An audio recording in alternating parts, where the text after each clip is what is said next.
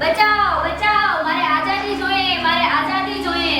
શું તારે આઝાદી જોઈએ છે? એ સ્ત્રી તું શાંત રહે. તારે પરિવારનો હિસ્સો રહેવો હોય તો તારે ચૂપ રહેવું પડશે. તું ભણવા અને ભીખ માંગવાનું બંધ કરી દે. પણ મારે ભણવું છે, મારે ભણી કરી અને આગળ વધવું છે. તું તારે ભણવું છે? તું સ્ત્રી છે, તારે સપના જોવાનો કે ભણવાનો અધિકાર નથી. મને મારી ભાવના વ્યક્ત કરવાનો, સપના જોવાનો, સપના પૂરા કરવાનો, બોલવાનો અને મારે ભણવા માટે આઝાદી જોઈએ છે. મારે આઝાદી જોઈએ છે. શું તારે બોલવું છે? ધર્મ તને બોલવાનો અધિકાર નથી આપતો. શું કામે? મારે પણ સમાન અધિકારો જોઈએ છે. સંસ્કૃતિએ સ્ત્રી અને પુરુષને અલગ બનાવ્યા છે તો તારા અધિકાર સમાન ન હોય છે. વહેમો, માન્યતા અને રૂઢિવાદી વિચારોથી મારે મુક્તિ જોઈએ છે. મારે મુક્તિ જોઈએ છે. શું તારે મુક્તિ જોઈએ છે? તો તારે સમાજનો હિસ્સો બનીને રહેવું પડશે. તારે મોઢું ઢાંકીને ઝૂકીને રહેવું પડશે. પણ સમાજમાં સ્ત્રીઓને ભણવા દેવાની અનુમતિ નથી. છતાં તારે ભણવું હોય તો ધોરણ 8 સુધી જ. પણ સ્ત્રી જ શું કામે? હું જ કેમ? મારે ભણવું છે, મારે ભણી કરીને આગળ વધવું છે, મારે પગભર થવું છે. સ્ત્રીઓની જગ્યા માત્ર રસોડામાં જ છે. તારે કામ કરવું હોય તો રસોઈ ઘરમાં જ કર. તું એક સ્ત્રી છે, તને બોલવાનો અધિકાર નથી.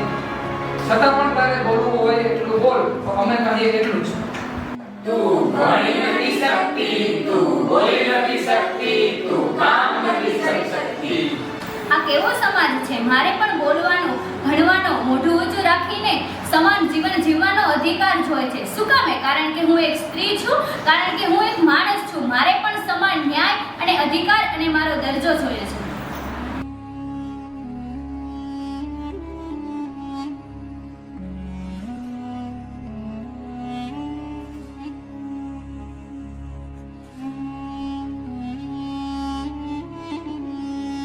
તમે કોણ છો?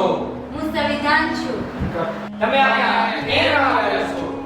જ્યાં જ્યાં શોષણ, ભ્રષ્ટાચાર, અન્યાય, અત્યાચાર થશે ત્યાં હું ઊભી રહીશ. તમે પરિવાર, સમાજ, ધર્મ, સંસ્કૃતિથી પણ ઉપર છો. હા, હું સમાજ, પરિવાર, સંસ્કૃતિ અને ધર્મથી પણ ઉપર છું.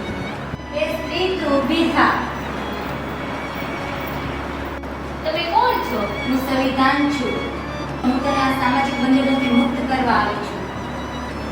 કેમ? કેવી રીતે? આ પુસ્તક દ્વારા. આ આપણા ભારતનું સંવિધાન છે. એક એવી પુસ્તક છે જેના દ્વારા તને બધા જ પ્રકારના અધિકારો આપવામાં આવ્યા છે. જેમ કે આ સંવિધાન દ્વારા સ્ત્રીઓને સામાજિક બંધનોથી મુક્ત કરે છે. આ સંવિધાન દ્વારા મૂળભૂત અધિકારો આપવામાં આવ્યા છે. સમાનતા, સ્વાતંત્રતા, શિક્ષણનો અધિકાર, પછી શોષણ વિરુદ્ધનો અધિકાર વગેરે જેવા અધિકારો આપવામાં આવ્યા છે. ડોક્ટર બી.આર. આંબેડકર દ્વારા 26 જાન્યુઆરી 1950ના રોજ ભારતનું બંધારણ અમલમાં આવ્યું. તે માટે સમાજમાં જાગૃતિ લાવવા માટે છતાં પણ આજના સમયમાં સ્ત્રીઓ પર અત્યાચારો થતા રહે છે. ડોક્ટર બી.આર. બુઢાણીયા બીએડ કોલેજના સમાજ કાર્ય વિભાગ દ્વારા MSW સેમેસ્ટર 2 ના વિદ્યાર્થીઓ દ્વારા આજ રોજ શોર્ટ ફિલ્મ મેકિંગ કોમ્પિટિશન જે अंतर्गत આ शॉर्ट फिल्म बनावामा આવી. एक महिला मस्जिद की मौलाना नहीं बन सकती, एक महिला मंदिर की पुजारी नहीं बन सकती, एक महिला चर्च की पादरी नहीं बन सकती, लेकिन एक महिला प्रधानमंत्री, राष्ट्रपति, मुख्यमंत्री, सरपंच बन सकती है और ये अधिकार सिर्फ संविधान देता है. अस्तु.